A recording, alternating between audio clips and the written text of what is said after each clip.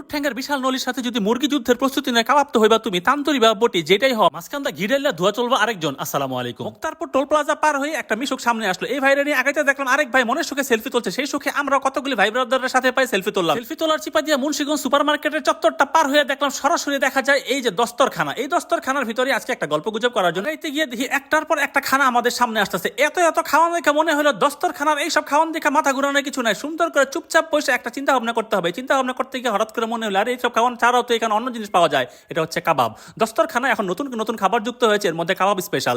এইসব কাবাব নিয়ে আমরা যখন নানানভাবে লাড়াচাড়া করছি তখন মনে হলো এই কাবাব নিয়ে যুদ্ধ করার কিছু নাই, এই কাবাব নিয়ে খাওয়া দাওয়া হবে। এই খাওয়া দাওয়ার মাঝখান দিয়ে বোঝাতে চাই এখানে এত এত কাবাবের মাঝখানে আরো একটা স্পেশাল জিনিস আছে, এটা হচ্ছে নলি। বিশাল সাইজের এই নলিটার দাম 250 টাকা। এত বড় একটা নলি আপনারা খাবেন আরাম করে। এর সাথে কিন্তু আরো অন্যান্য জিনিসপত্র আছে। এটা ছাড়াও আপনাদেরকে যে জিনিসটা দেখাতে চাই নলির ভিতরে আপনি কি আছে সেটা পরে দেখবেন, তবে নলির উপরে অন্যান্য জিনিস থাকতেই পারে। তবে একটা নলি আবার এরকম কিন্তু গিরাগাট্টিও থাকবে, সব যে নলি থাকবে এরকম না। এত বড় সাইজ দেখে পোড়া গন্ধ কেন আসে? ধোয়া না তুললে আপনারা কাবাব নিয়ে আলোচনা করতেই পারেন। এত সুন্দর সুন্দর কাবাব এখানে পাবেন। স্পেশাল কাবাব খাওয়ার জন্য আপনারা দস্তরখানায় চলে যাবেন। তবে এরকম ধোয়া ওঠার কারণ কি? আপনাদের প্রত্যেককে এইভাবেই দিবে।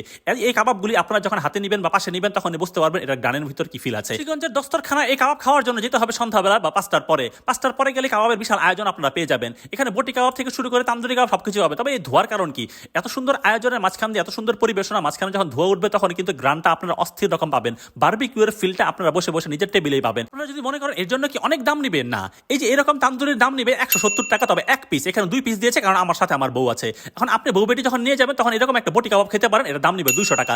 5 পিস জিনিসের দাম 200 টাকা। তবে ওইখানে পোড়া টমেটো আর পোড়া পেঁয়াজটা স্পেশাল একটা ফিল দিবে। এই জিনিসের দাম কিন্তু 200 টাকা আগে বলেছি। এই কাবাবটার নাম ভুলে গেছি, দাম কিন্তু 200 টাকায়। কাবাবের এইরকম আয়োজন বা এইরকম পরিবেশনা আমার জীবনে প্রথম দেখা। এত সুন্দর ধোয়া তোলা একটা ফিল থাকবে, ভিতরে কিন্তু অনেক কিছু থাকবে না, নিচে কিন্তু শুধু একটা কয়লা থাকবে, এর উপর ঘি ঢেলে দিবে কিন্তু গ্রান আসবে অস্থির। এক পিস তান্দুরির দাম 70 টাকা আর ওই কাবাবগুলির দাম 200 টাকা করে। তবে সবসময় কি এরকম দাম থাকবে? বিষয়টা এরকম না। এখন এই কাবাব খাবেন কি দিয়ে? অবশ্যই মুখ দিয়ে। তবে এই নান কিনবেন 40 টাকা দিয়ে, এই পরোটা কিনবেন 30 টাকা দিয়ে। আর খিচুড়ি আর কালো ভুনার কথা তো আপনারা জানেনই, এটা বলার কিছু নাই। এখন আপনারা বলতে পারেন এই কাবাবের স্পেশালিটি কি? বটি কাবাবের স্পেশালিটি আসলে কিছুই নাই, সব বটি একরকমই হয়, কিন্তু এখন মুরগির ভিতরে কি আছে সেটা দেখার বিষয়। এই প্রত্যেকটা জিনিসই আপনাদেরকে দেখিয়ে দিলাম। এই বিষয়ে বলতে পারি আপনাদের প্রেমময় জীবনে যদি কোনো জটিলতা থাকে এই কাবাবটা একবার খাইয়ে দেন, এর পরিবেশনা দেখে এবং এর গ্রাম দেখে অবশ্যই সেই প্রেম জোড়া লেগে যাবে। এই প্রেম জোড়ানোর জন্য হলেও দস্তরখানা এরকম একটা মুরগিকে আপনারা কামড় দিতেই পারেন। এই কামড়াকামড়ি মুরগি পর্যন্ত রাখেন, অন্যদিকে যায় না। আল্লাহতে এই পোড়া টমেটো কামড় দিবেন, তারপরে আরো বেশি আল্লাহ দেখায় রুটির ভিতরে টমেটো আর পেঁয়াজ মিললে এক লগে কামড় দিবেন, দেখবেন রসকস সিঙ্গারে বুলবুল কি সুন্দর করে ঝরঝরে পড়ে। এইসব খাবার দাবার একসাথে নিয়ে যখন আপনারা বসবেন তখনই বুঝতে পারবেন খাবার দাবারে কত মজা। এখন আপনারা এক লাখ খাইবেন না, এই এক লাখ খাওয়ানোর মধ্যে জুত নাই। এত বড় নলি লইয়া টানাটানি করার লেগেও তো একটা লোক লাগে। একটা নলি আপনি দিবেন, আরেকটা নলি দিবেন আরেকজন। এরকম ঝাড়া ঝরা দিয়ে যখন দেখবেন ভিতর থেকে কোনো কিছু আছে কিনা তখন একটু সুন্দর করে কামড় দিয়ে বুঝাই দিবেন এর মধ্যে অনেক কিছু আছে।